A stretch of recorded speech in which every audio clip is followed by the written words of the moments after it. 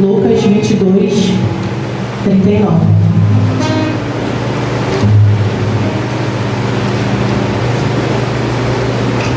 Amém?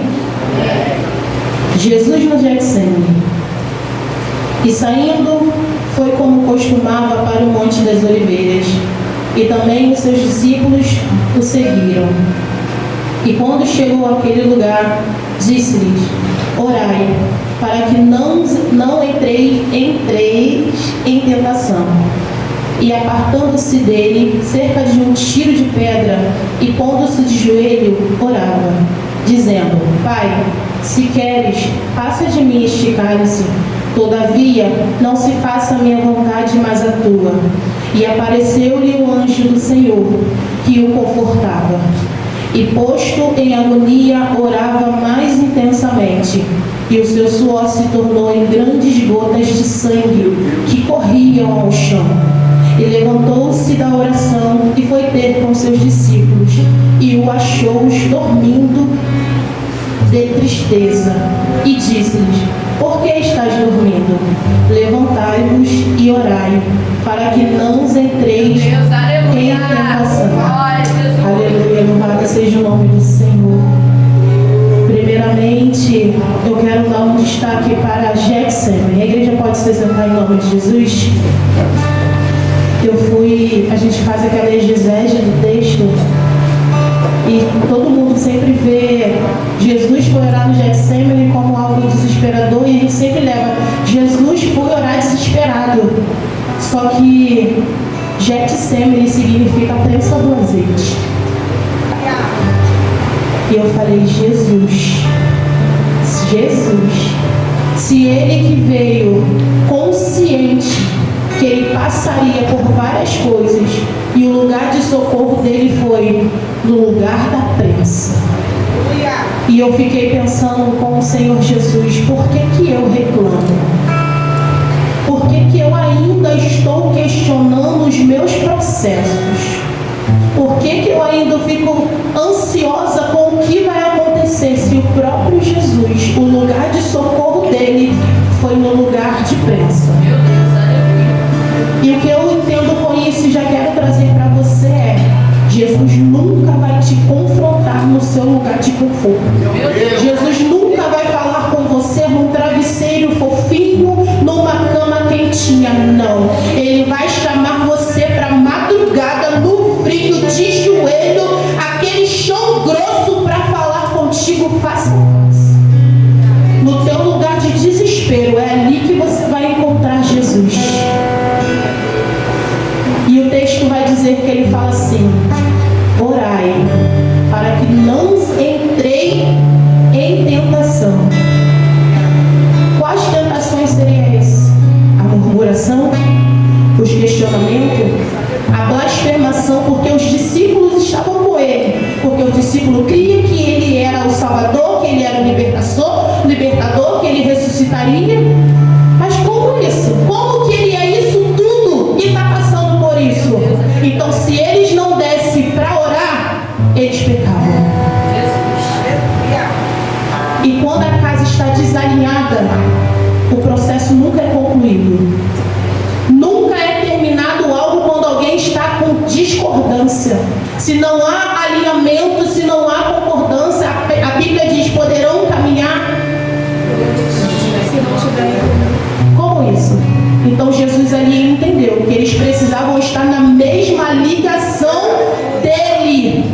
Ele sabia o processo, ele sabia que ele ia ser traído, ele sabia que estava chegando. Mas ele também entendeu que quem estava ao lado dele precisava também entender qual era o processo que ele estava passando. Ontem foi falado aqui na pregação sobre isso, Abissai, né? Abissai. Ele conhecia, ele sabia o processo que Davi passou e se levantou, porque ele entendia o processo, ele entendia o cenário. Então eu e você precisamos entender qual é o cenário que Jesus tem nos colocado. Aleluia. E o Senhor ele tem me feito viver essa palavra, porque nós estamos em ajustes, e o Senhor ele tem ajustado aqueles que permanecem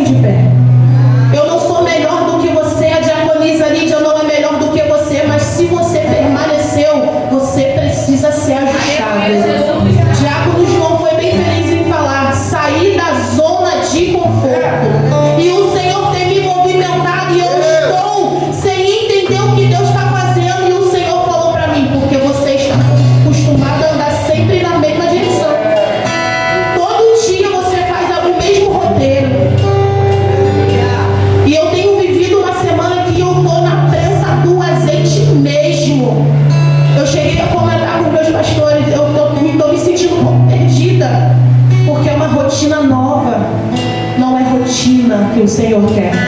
É alinhamento, é vivência de propósito, é levar para alguém experiências que eu tenho vivido, histórias que eu tenho passado para gerar vida em outra pessoa.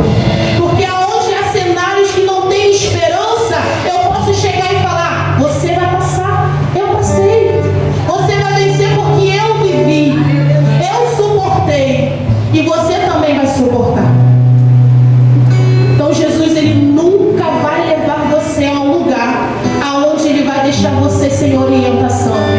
Uma prova disso, eu estava lendo a Bíblia sobre a continuidade da última pregação, ao qual o Senhor me deu a oportunidade de trazer aqui sobre Elias, que logo após ele profetizar, ele vai embora, ele foge, porque Jezabel fala que é a cabeça dele, e ele dorme à beira de uma árvore, se escondendo, e aparece um anjo para ele e fala para ele: levanta, porque é muito grande a tua caminhada. E quando ele olha, tem pão e tem água.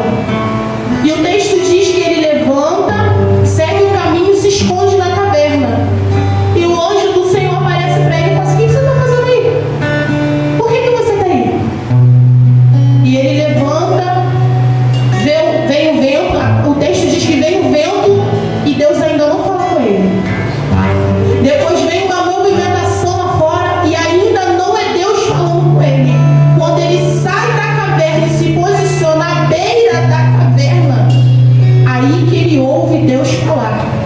Ele precisou se posicionar no lugar correto para ouvir Deus falar. Estava sendo perseguido? Estava. Estava na prova? Estava. Em obediência. Ele não estava rebelde.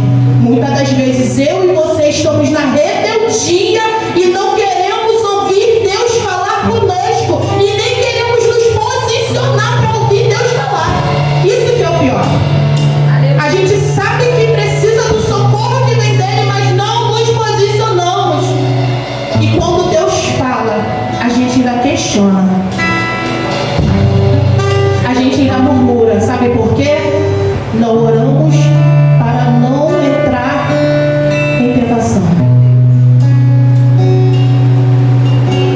Pela manhã eu vivi essa experiência e depois eu conversei com a diaconisa Lígia e ela falou assim: ainda bem que você estava em espírito de oração, porque senão o cenário que o diabo preparou para o teu dia teria sido muito pior, porque ele sabia que você traria uma mensagem do céu, então ele preparou algo para poder tirar você do foco. Se você levanta desapercebida, ele ia te pegar. E é assim na minha e na sua vida. Como você tem levantado, como você tem se posicionado a cada manhã diante da presença do Espírito Santo. Ele não se apresenta só quando você decide parar para fazer seu devocional, não.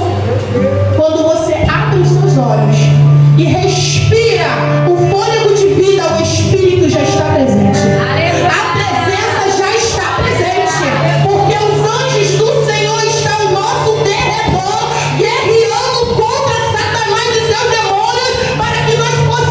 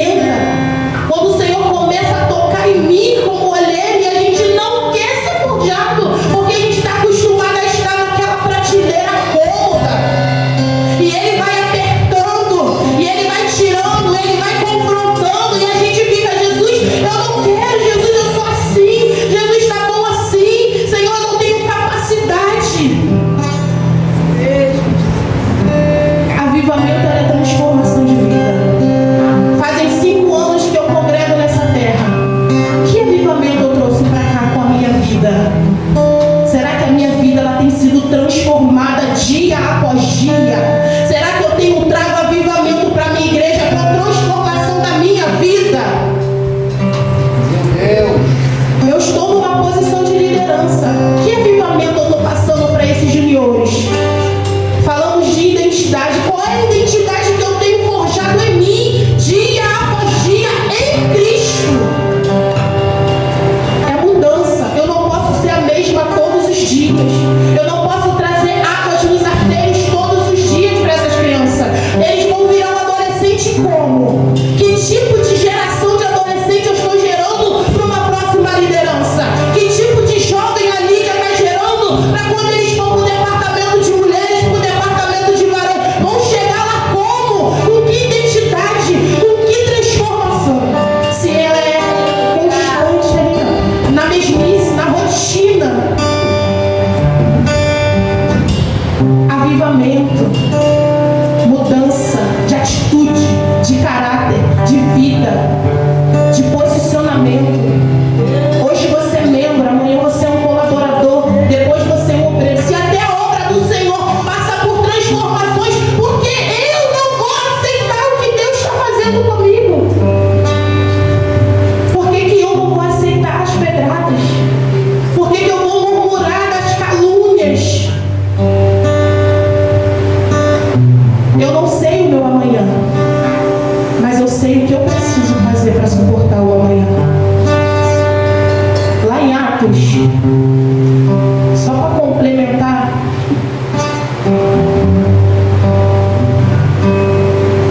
Atos 2:42, diz assim: e perseverava na doutrina dos apóstolos e na comunhão do partir do pão, nas orações.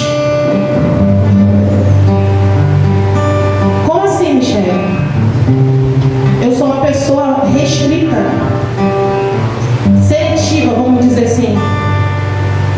E a pastora sempre conversa comigo sobre o meu posicionamento fechado, de às vezes não dar acesso às pessoas. E ela sempre me confrontou, a diaconisa sempre me confrontou.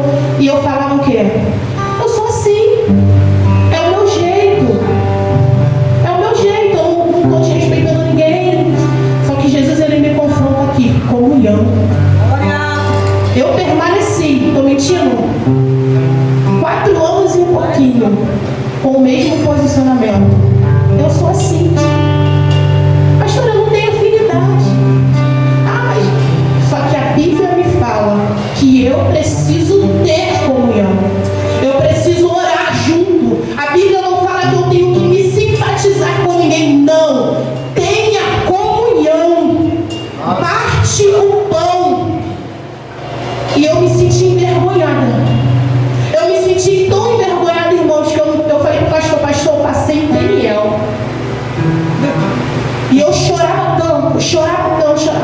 E o Senhor me mostrava todas as vezes que alguém tentava acesso comigo e eu me fechava. Você pode até não ter verbalizado, mas você feriu alguém. Quando eu dava alguma opinião que eu achava que eu tinha que dar a minha opinião, Jesus falava: tá vendo esse dia? Você feriu alguém. Que comunhão é essa? Adianta nada. Adianta nada. A diaconisa Michele, a trabalhadora Michele, a Michele está presente no culto, mas que comunhão que eu estava tendo com a igreja? Que casa do olheiro é esse que eu falava que eu estabelecendo? Jesus desceu nas provações, ele chorou, inocente, e eu não estava querendo descer. Ah, Michele, mas todo tempo assim é cega. Quantas pessoas estão dentro do templo também cegos, achando que estão sendo crente, achando que estão fazendo a obra. Avivamento. Aleluia.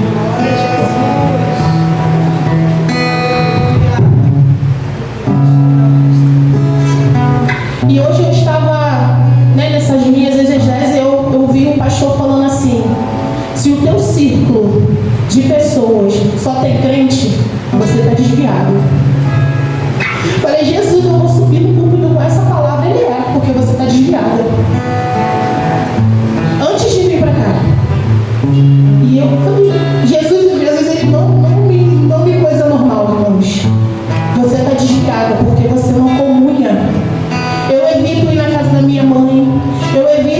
compartilhar da parentela do meu marido. Eu falava, no lugar não me agrega nada. Só que como que eu vou ser luz se eu não acesso as trevas? Como que eu vou pregar se eu não quero ir? Como virão? Se nem eu quero ir. Porque eu falo que ali não é meu lugar, ali é meu lugar sim. Lugar de eu testemunhar quem eu sou em Cristo. Lugar de eu testemunhar que verdadeiramente eu sou transformada. Lugar de eu testemunhar que aqui tem palavra. Que aonde eu entro todos os dias eu estou comendo da palavra para poder ser lavada e remida pelo sangue do Cordeiro. É bonito a minha parentela me ver vindo para a igreja. Mas eu tenho sentado com eles para falar do amor de Jesus. Que avivamento eu estou passando para eles? Como que eles vão ver minha mudança de vida se eu não sento para partilhar o que Jesus está fazendo na minha vida? Eu falei aqui no início, eu não posso falar do que eu não vivo. Como que eles vão testemunhar que eu sou uma mulher de Deus se eles não vivem como uma mulher de Deus? Se eles não vivenciam a minha transformação de vida diária? Aleluia! Quantos aqui têm orado por parentes? Quantos aqui têm clamado pelo pai, pela mãe, pelo esposo, pela namorada, pela noiva? Mas a pessoa não vem. A pessoa não chega. Por que será? Jesus me fez essa pergunta. Minha pastora, ela fala muito isso. Ela critica muito. Não, pastora. O seu marido, ele só vai entrar quando Jesus está primeiro em você. Eu falei, pastora, mas eu estou aqui bonitinha. Enganava eu. Eu me enganava por ser cristão. Meu Deus. Ser cristão, como o diácono Marcelo pregou aqui no domingo, vai além de você entrar aqui. Vai além de você ter uma oportunidade como eu estou tendo aqui. Eu sou pregadora. Estou aqui falando do amor de Jesus para crente. Eu estou pregando para crente. Era para mim estar lá fora, sendo luz para quem está na treva. Isso sim me faria uma mulher cristã.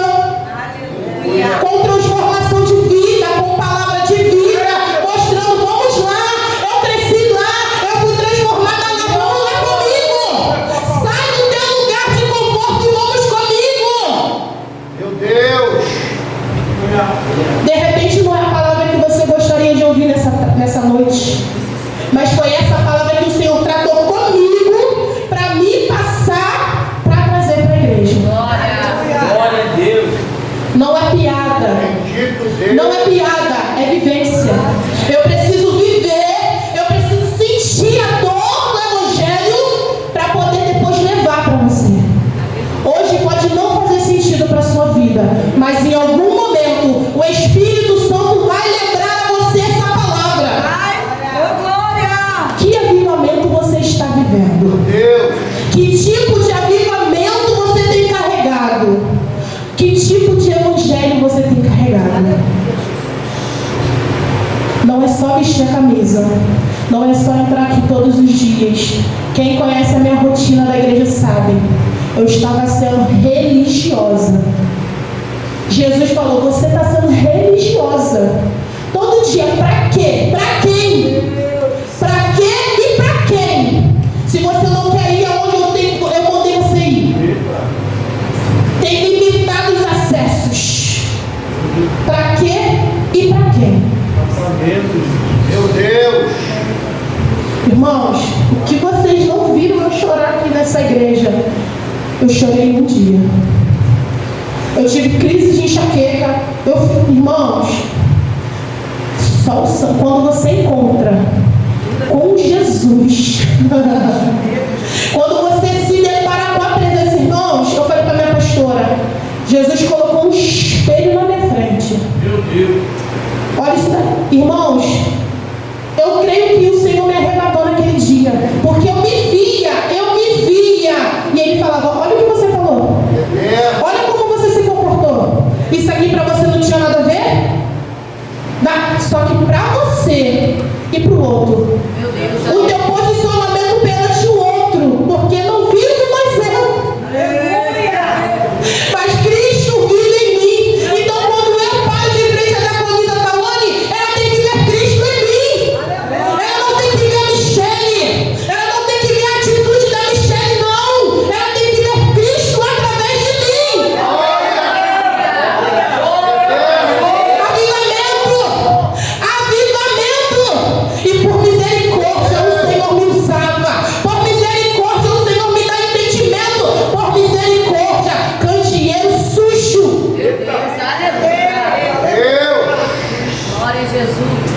Irmãos, quem encontra Jesus reconhece. Reconhece que é pecador. Reconhece que é errôneo. É avivamento. Avivamento. Poderia ser doutrina? Poderia. Mas o próprio nome, transformação de vida, é a tua doutrina. Se você não se transformar, irmão, não adianta, se até o celular se atualiza, os carros se atualizam, porque você em Cristo não vai viver isso. Aleluia. Quem é você? Então, irmãos, me perdoa. Vai embora. Se você não quer viver isso, vai embora. Está perdendo tempo. Vai para o mundo. Vai para o mundo. O mundo te dá acesso ao que você quiser, aos seus nãos. Eu não vou, eu não quero. Eu sou assim, morri assim. O mundo aceita você do jeito que você é. Jesus não. Ele te recebe, mas ele não aceita. É uma diferença. Você receber alguém na sua porta, você abrir, você receber, oi fulano, e você deixar acessar. É totalmente diferente. Ou você está recebendo Jesus aqui, ou você está deixando Jesus acessar. Gavetas, sentimentos, pensamentos, conjecturações, porque a gente pode conjecturar coisas sobre pessoas, os seus achismos. E aí? Será que Jesus pode mexer na sua gaveta? Será que Jesus está podendo mexer nas suas emoções? Porque tem pessoas que não querem ser. Não, aqui não. Caixinha de Pandora. Não pode. E eu entendi que para mim vir aqui numa terça de avivamento, primeiro eu preciso viver o avivamento. Eu tenho que passar pelo avivamento para me pregar sobre avivamento. Eu não posso fazer aquilo que eu não sei. Eu não posso falar daquilo que eu não conheço, que eu não passei. Então, em nome de Jesus, Bíblia, comunhão, partir do pão. Mas você só vai viver essa comunhão se você se permitir. Você só vai partir o pão se você tiver acesso à mesa. Porque até para você sentar na mesa, alguém tem que te convidar. E a pessoa só convida quem tem intimidade. Se você não tem intimidade, meu irmão, você não vai ser convidado por partir do pão. Você não vai ser convidado para entrar na sala do trono, não. Você pode forçar a entrar na sala, mas ser convidado, não. Jesus, aleluia. Então, irmãos, é uma palavra simples, rápida. Ainda vou chegar em 2 horas. Mas que eu e você, nessa noite, eu quero continuar vivendo. Eu já iniciei, Jesus já veio. Eu quero continuar. E da próxima oportunidade que eu venha descer ainda mais e trazer alimento novo, mantimento novo, azeite novo, porque aqui, ó, sala da prensa, a prensa do azeite, que eu venha transbordar o que Jesus está espremendo em mim. Eu falo que eu sou vaso, então o vaso ele tem que ter azeite, tem que transbordar. Então, para mim transbordar, que o Senhor faça eu viver o Evangelho, para que alguém venha receber o Evangelho genuíno e verdadeiro, não o Evangelho de hipocrisia e de mentira, que eu estava carregando, achando que estava vivendo o Evangelho genuíno, cheio de mazelas, hipocrisias, achismo e bloqueio de acesso. Eu compartilhei com alguém, acho que foi com a minha irmã, a pastora Carmen fez um ato profético aqui, da porta. E eu passei nessa porta e falei, Senhor, ai, acesso, Jesus, a gente só pensa em vitória. E isso que Deus vai fazer, que Deus não sei o que lá, irmão. Eu acessei algo totalmente diferente. Eu acessei um nível do Espírito Santo que ele falou, tu quer acesso? Vem cá então, vem me conhecer. Então todo ato profético você nunca leva para o material. Nunca leva a palavra de Deus para a terra. Sempre que tiver um ato profético, você pensa na sua vida espiritual primeiro. Porque para ele fazer as demais coisas,